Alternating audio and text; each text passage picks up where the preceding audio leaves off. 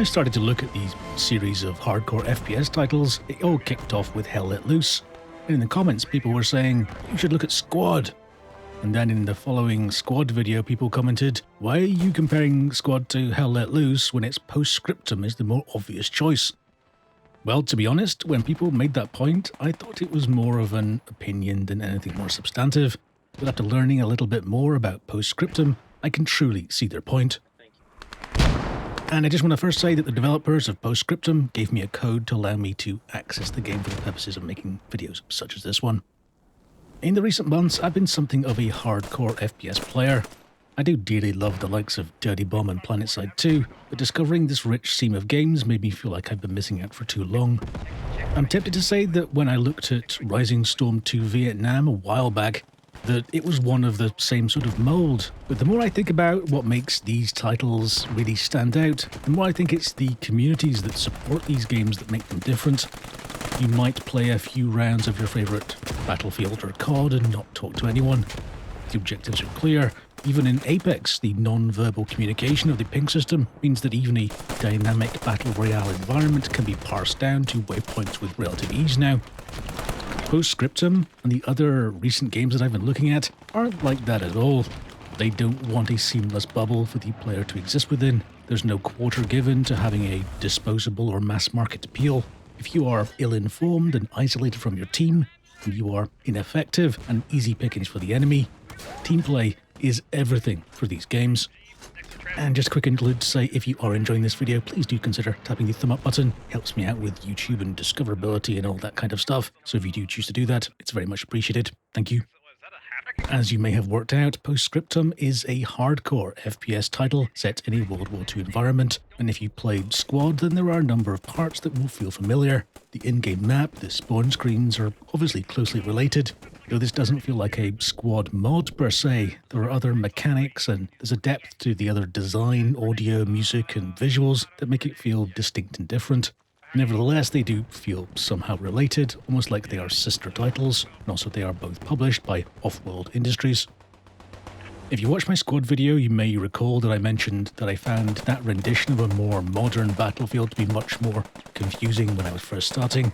There's something about always feeling like there's 360 degrees to watch at all times. It can make learning maps, learning to identify friend from foe, and generally trying to stay coordinated with your squad into quite a bewildering experience. I'd say that feeling was lessened in Post Scriptum, but not totally gone. There's something more linear about the battlefield of the World War II era. You certainly have to worry about helicopters a heck of a lot less, though perhaps even being more accustomed to how the different sides look from film and TV meant that I felt up to speed and semi-useful to my squad in a quicker time frame. A real purposeful integration of suppression is also included in the Post Scriptum gameplay, and I'm starting to really enjoy and appreciate when this is done well. It's not just about the normal FPS game style of movement and then firing only when you directly see the enemy. The visual and auditory effects of suppression mean that if you are engaged by the enemy, then there is real value in aggressively responding with fire of your own, even if it's not direct. Just getting squad mates to fire back in a general area can put real pressure on those attacking forces. It adds a much more believable tone and effect to the whole gameplay of Post Scriptum, and even affects the whole pacing of the game. In a similar way to Squad again is how these soldiers' tools are created for Post Scriptum. I mentioned about the lack of fetishization for things like weapons and vehicles. The same is certainly true here. There's no camo unlocks or optional skulls to have painted on the butt of your rifle. These, like the vehicles that transport you or the other fearsome tracked monsters that dominate the battlefield, are tools for a job, a flat-headed screwdriver for a terrifying task. This lack of progression and customization shouldn't be seen as a lack of care though. In fact, one area that I criticised Hell Let Loose was the quality of the audio effects, particularly for weapons fired first person or close nearby. And this is one area that Post Scriptum absolutely excels.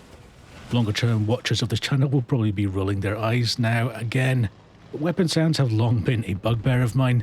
They seem like an afterthought or not prioritised or treated in a way that makes them believable in relation to the rest of the game. Not so in Post Scriptum. In short, I don't think I've ever heard better weapon sounds in a game. You may say that the War Tapes mode in Battlefield is a little over the top, though I do love that option dearly since it was introduced in Bad Company 2. but there's a real feeling of respect and authenticity to the handling and weapon sounds and their dynamic range within Post Scriptum, and that should serve as a high watermark for other titles in this field. And in fact, I'm going to stop talking for a second so you can hear some of these effects at their normal default standard volume.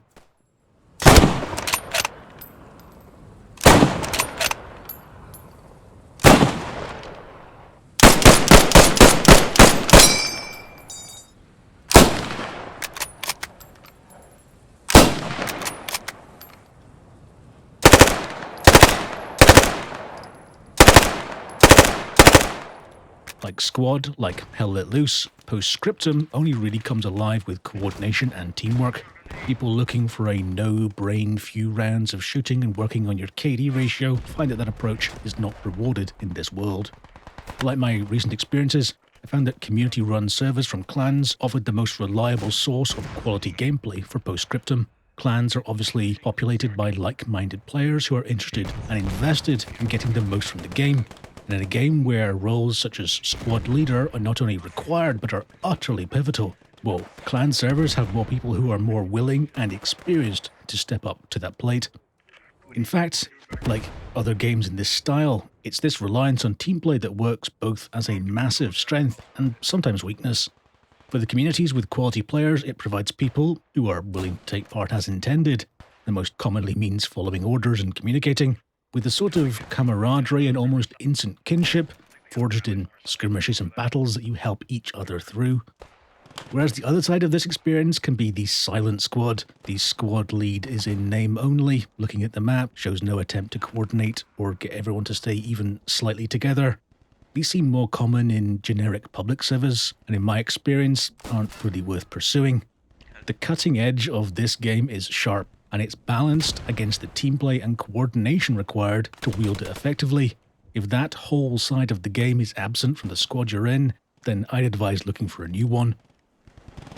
Through the developers, Periscope Games, I had the opportunity to play in a pre-release version of the upcoming PLAN JAUNE free expansion to the game, which is releasing on the 9th of January 2020. And I'd just like to apologise ahead of time for my pronunciation of these town names and other French words. Feel free to correct me in the comments. Added to the existing maps in Post Scriptum are two new ones in this expansion. Stonne is a small French town and a pivotal site for the history of World War II.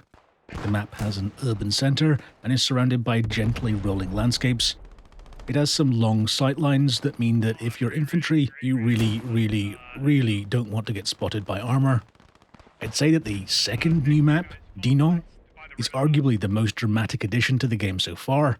It is a rendering of a beautiful Belgian town complete with picturesque riverside buildings, backed by steep rock faces and dominated by a 19th century citadel high above the valley floor. With both maps, it was nice to see some more focus on urban environments.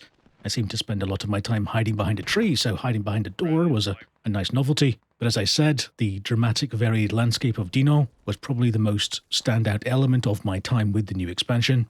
The steepness of the terrain made it an instant favourite map for me. You really don't see this sort of landscape in many FPS games, and it gave attempting to assault the citadel from the back a really ominous and arduous feel. It's just really great. But PLAN JAUNE isn't just about those two maps, and in fact I'm told there's a third map in the pipeline too, but that's coming later. But in addition is the inclusion for the first time of French troops to the game, so there's new outfits, weapons and 5 new vehicles added to the game too. I played in the weeks running up to the release of this PLAN JAUNE expansion, and I'd say the player numbers for the game during that time were modest, let's say. There's not the large player base that Squad has, and to be honest, Squad seems like something of the outlier for games in this kind of genre. Though in the primetime hours, there were a number of full servers to play in, but when it was off-peak, I suddenly found myself having to queue for some of the more busier options. I would hope that this expansion release, that people would return to see how the game has been developing, and also the devs are planning a free weekend and 25% sale, time for the PLAN JAUNE's launch on the 9th of January. So if you're interested in trying out Post Scriptum for free, that's probably the ideal opportunity. Performance was pretty mixed on my old system. I'm sure you can maintain a decent frame rate on an average gaming machine from the last few years. Just when there were longer sightlines and overlapping foliage, did I find that I struggled to maintain 60 FPS at higher settings. I did find some frustrations. I found that in the urban areas, the lack of semi-automatic weapons meant that you often felt outgunned by opponents who were better equipped. I understand that there are nods to realism in the general makeup and accessibility of the weapons that the troops have access to, but wielding a bolt-action rifle in close quarters can feel pretty rubbish when you don't really have any alternatives. There are some map problems too, not so much the overall flow or design, but more the buildings within those maps often felt out of place, and their interiors tended not to make some sense sometimes. Stairs would be blocked, or maybe a window that you couldn't stand in front of because of other internal structures. And further emphasizing this was the lack of objects, sort of general environmental dressing within those rooms. They're almost all completely empty. And although that's something I found in Squad 2, the odd layouts, in addition to this, gave the urban areas a sort of unreal or prop sort of feel to the game. I'd say the narrow focus of games like this can be an issue for me sometimes too. I found that I had to be in the right mood or frame of mind to play a game where I'd be both placed in stressful, confusing situations with no real course of action, but also there'd be moments of real quiet and sort of tension-filled waiting for a battle to kick off. That the game delivers those more intense moments also means that if you're tired after a long day, perhaps something more brainless is really what you're after. It's a bit like there's a payment required for the game engaging you in a way that other games just fail to manage. And I think it's that engagement, whether it's with friends that you've played with over the years or a squad of people that you've literally just met, that keep players coming back to titles like Post Scriptum.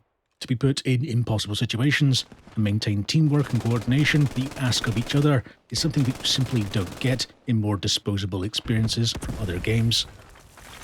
So, is it worth playing? As you might have guessed, I very much enjoyed my time with Post Scriptum. And as I just said, it's not always the game that I want to play every single day, but when I'm in the mood for something a bit more serious, when I don't just want to mindlessly watch things go boom, but I want to feel like I achieved something as part of a team, it's in a short list of titles that I look to. So if you've played the likes of Squad, and realistically if you like these sort of games, there's a good chance that you have, then I recommend checking out Post Scriptum. You'll find a lot of what makes Squad special, and in a different environment and period setting. And I'll just repeat again, that if you are interested in trying the game for free, then there is a free weekend to coincide with the PLAN JAUNE expansion, and the price will be discounted by 25% if it wins you over. It's currently priced at £24.50 in the UK and $29.99 in the US. I'm very much interested in what you think about Post Scriptum. Are you a fan of the World War II era games? Do you enjoy titles like Squad? Or are looking for something in a similar style? Whatever your feelings, let me know by leaving a comment below right now. I'll of course be reading every single one of them. If you did enjoy this video, please consider tapping the old sub button, ringing that notification bell, so you know when the next video is ready. Thank you so much for watching. I'll see you next time. Take care. Well, he's hot again, guys. We'll be back at the house.